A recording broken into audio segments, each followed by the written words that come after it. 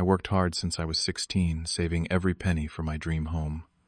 When I finally bought my first house at 28, after years of sacrifices, it felt like everything was falling into place.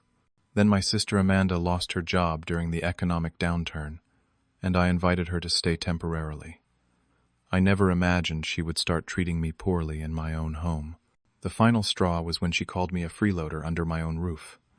Before I tell you how I handled this family betrayal, let me know where you are watching from in the comments, and hit that subscribe button if you have ever had to stand up to entitled family members. Growing up in a middle-class family in Chicago shaped much of who I am today.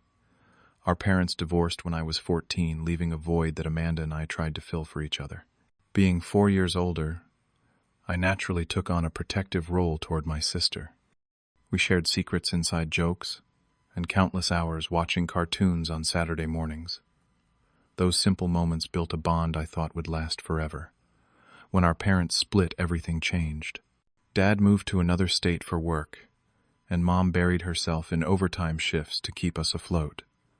At 16, I started working part-time jobs after school to help with bills and save for college.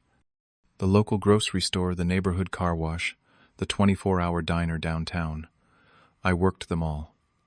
Amanda, still in middle school, then did not understand why I was never home anymore.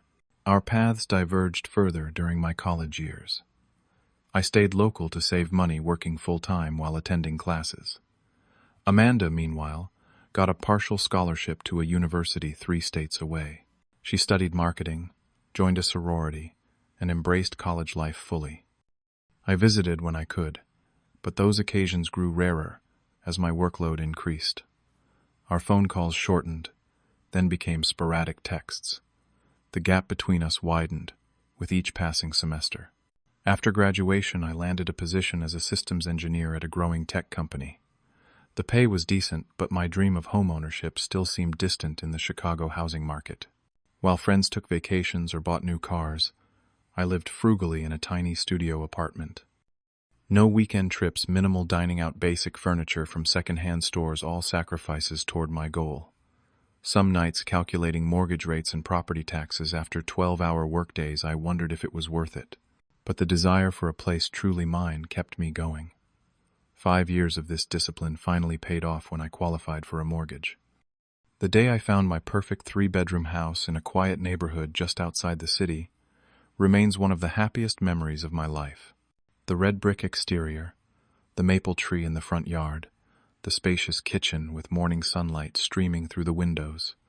Everything felt right. I remember walking through empty rooms, planning where furniture would go, imagining holiday gatherings and lazy Sunday mornings. This was mine, earned through thousands of hours of work and countless sacrifices. Those first few months of homeownership were blissful. Painting walls whatever colors I wanted, arranging furniture exactly to my taste. Even the responsibility of repairs and maintenance brought satisfaction. This house represented not just shelter but achievement, independence, and the tangible result of years of determination. I had done this entirely on my own, without family loans or inheritances, a fact that filled me with quiet pride. During this time, Amanda was building her career at a marketing firm in Columbus. From her social media and occasional calls, her life seemed perfect. Designer clothes, brunches at trendy restaurants, weekend getaways with friends or her boyfriend Tyler. What I did not realize was how much of this lifestyle was financed by credit cards rather than her actual income. She had developed expensive tastes in college and never adjusted her spending to match her entry-level salary. The economic downturn hit her industry particularly hard. Her firm lost several major clients, and suddenly Amanda was among dozens laid off with minimal severance. Within 2 weeks, Tyler, her boyfriend of 3 years, decided their relationship was not working anymore. Later I discovered this coincided suspiciously with her financial troubles, but at the time I only saw my sister in crisis. When she called me sobbing one Tuesday night, explaining she could not make rent next month and had nowhere to go, offering my spare bedroom seemed the natural response. After all, this was what family did for each other. Besides, I reasoned it would be temporary, just until she found another job and got back on her feet. Amanda arrived with more suitcases than seemed necessary for a short stay.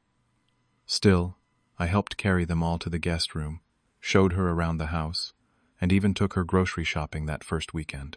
She expressed genuine gratitude, promising to help with utilities and household chores until she found employment. We stayed up late, catching up, and for a brief moment it felt like we were kids again, sharing space and stories. That illusion lasted approximately 2 weeks.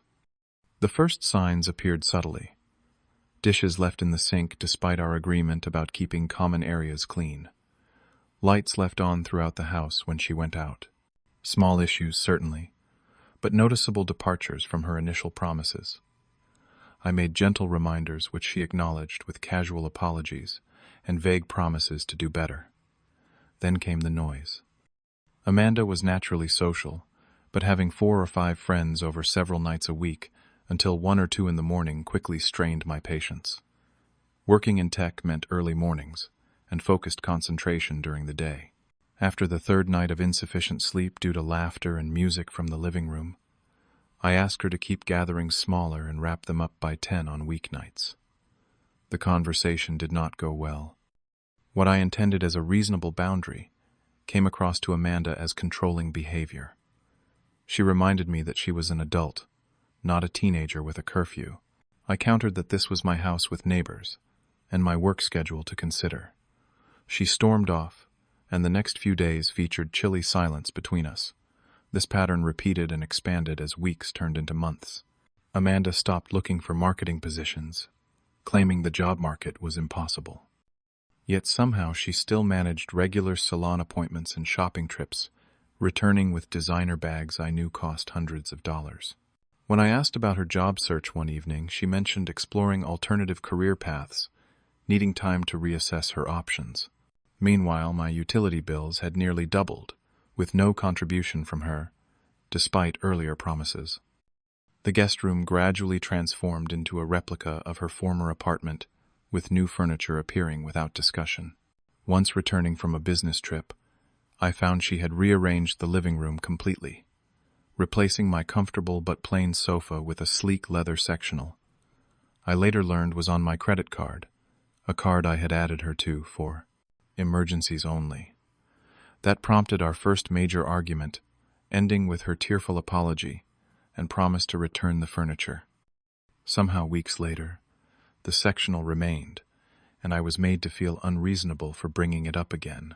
6 months into this arrangement, Amanda had firmly established herself as less a guest and more a co-tenant who paid no rent. The financial strain was becoming serious.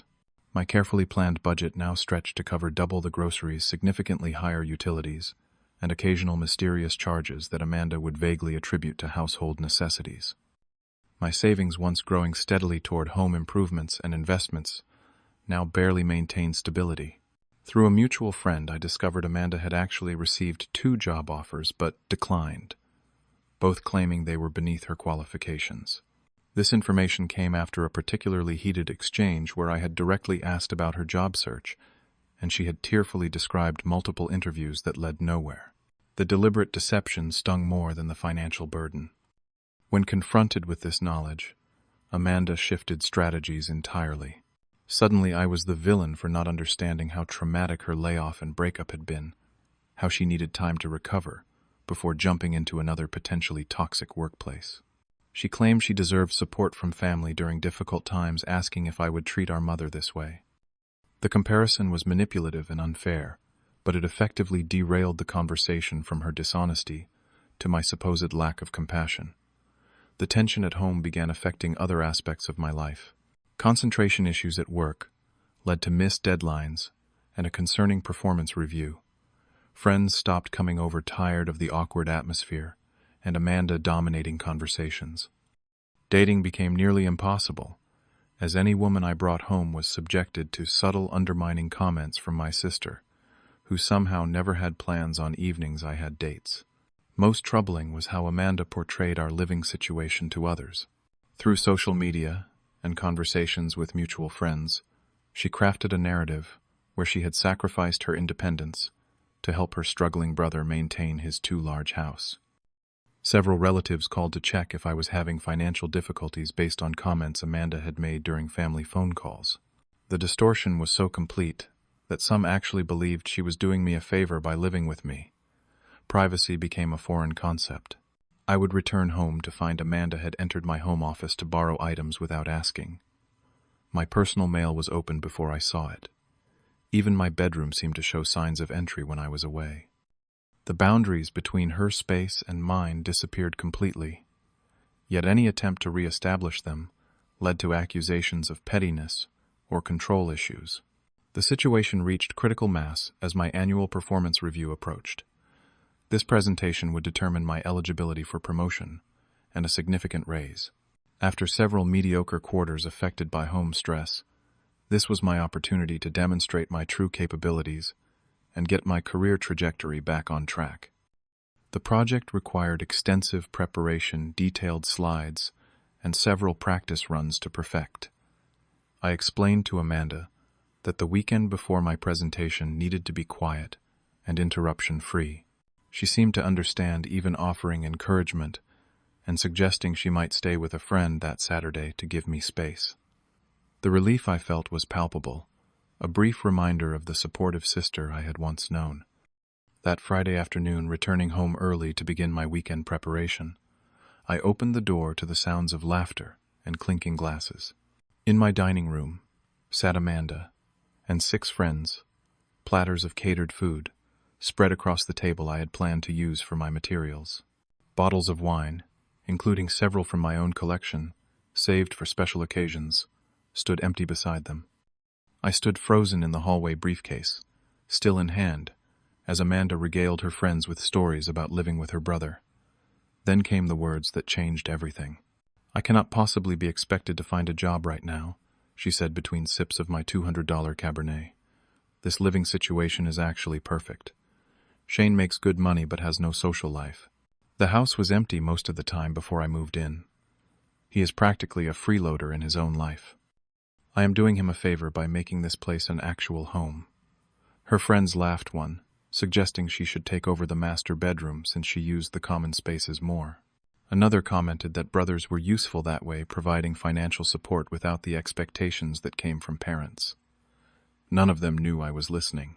None of them knew this was my house, purchased with my money, maintained with my labor, now being claimed as some kind of charity case she had rescued. I must have made some sound, because suddenly all eyes turned toward me. The room fell silent. Wine glasses halted midway to lips.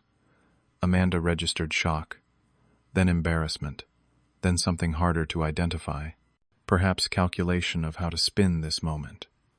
Her friends made awkward excuses and departed quickly, leaving plates of half-eaten food and uncomfortable glances in their wake. As the front door closed behind the last guest, Amanda immediately went on offense. "You were eavesdropping on a private conversation," she accused, as if this justified everything I had heard. "Private conversation in my dining room, drinking my wine, eating food you bought with my credit card." I countered a lifetime of restrained frustration, finally breaking free. "Do you even hear yourself? I am a freeloader in the house I bought, the house I invited you into as a favor." Amanda flushed but doubled down. "You do not understand how hard this transition has been for me. Yes, technically this is your house, but I am the one who made it livable. Before I came, you barely had furniture. I organized everything, decorated. The living room made this place somewhere people actually want to visit." The argument escalated, each of us unleashing months of built-up resentment. She accused me of holding my financial stability over her head, of never supporting her emotional needs, of being cold and transactional even as children. I listed broken promises, financial deceptions, and the complete disregard for boundaries that had characterized her stay. We said hurtful things that cannot be unsaid, truths and exaggerations alike, flying across the room like physical weapons. When she finally stormed to her room and slammed the door, I stood amid the debris of our relationship, both literal and figurative. Something fundamental had shifted. The shared history, the blood connection, none of it justified what had been happening in this house. For the first time I saw, with perfect clarity, that helping someone did not mean enabling their worst impulses, and that family ties did not grant unlimited license to exploit. That night, instead of preparing my presentation, I researched tenant laws in my state. Though Amanda had never signed a lease or paid rent, her extended stay established certain residency rights. A lawyer friend contacted through late-night texts confirmed I needed to follow proper eviction procedures despite the informal arrangement. By Sunday morning, I had drafted a formal notice giving Amanda 30 days to vacate the property. The document printed and signed waited on the kitchen counter beside a cup of coffee. When she emerged, makeup smeared from sleeping in it, I simply nodded toward the paper and left for my home office, closing the door firmly behind me. Her initial reaction was dismissive laughter, as if I had made an elaborate joke. The notice remained untouched for hours. By evening, when it became clear I was serious, her tactics shifted dramatically. First came rage accusations of betrayal and cruelty. When those failed to move me, she attempted negotiations, promising to find a job immediately to pay back what she owed to respect boundaries. Finally, she called our mother, certain that parental intervention would force me to reconsider. To her surprise, our mother, once fully informed of the situation, supported my decision. The comfortable narrative Amanda had constructed for family consumption unraveled quickly when confronted with specifics. Her final strategy was to contact mutual friends and extended family, portraying herself as suddenly homeless due to my unreasonable demands. Some believed her creating uncomfortable divisions in our social circle. Others, who had witnessed her behavior over months, recognized the manipulation and offered me quiet support. In practical terms, I changed the Wi-Fi password, removed her access to streaming services, and canceled the credit card she had been using. Each action felt simultaneously petty and necessary, small reclamations of boundaries long ignored. During this period, we barely spoke, passing like ghosts in hallways, the atmosphere thick with unresolved emotions. The promotion presentation somehow completed, despite everything went reasonably well. Not my best work, but sufficient to secure the position. The irony was not lost on me that the very situation that had threatened my career now pushed me to establish boundaries that ultimately protected it. As the 30-day deadline approached, Amanda made half-hearted attempts at packing, clearly believing I would relent at the last minute.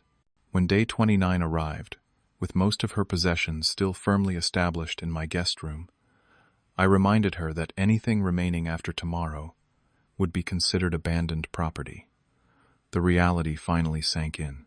She spent that final night frantically packing, occasionally pausing to deliver tearful recriminations through my closed door. The morning of her departure dawned gray and cold, matching the mood in the house. A friend arrived with a truck, looking uncomfortable as he carried boxes past me with minimal eye contact. Amanda saved her final performance for this audience, making sure he overheard her remind me that family is supposed to support each other unconditionally, that I would regret this decision when I needed her help someday. I held firm, watching silently as the last boxes were loaded. When she handed over her key, making a show of the finality of this act, I simply nodded and wished her well.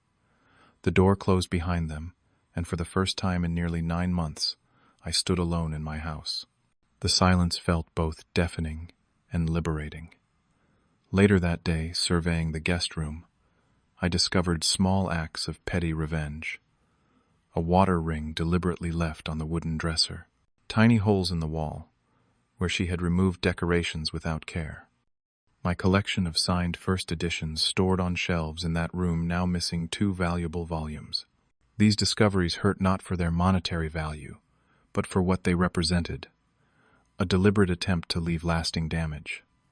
The following weeks brought a strange mixture of emotions. Relief dominated, certainly. My home was mine again. Bills decreased to manageable levels. Sleep came easier without late-night gatherings, yet underneath ran currents of sadness and doubt. Had I failed as a brother? Could I have handled things differently? Was family connection worth more than personal boundaries? These questions haunted quiet evenings, challenging my certainty. Family gatherings became complicated affairs. Some relatives took sides explicitly. Others maintained uncomfortable neutrality. Holiday dinners featured strategic seating arrangements to keep Amanda and me separated. Our mother caught between adult children aged visibly under the strain of divided loyalties.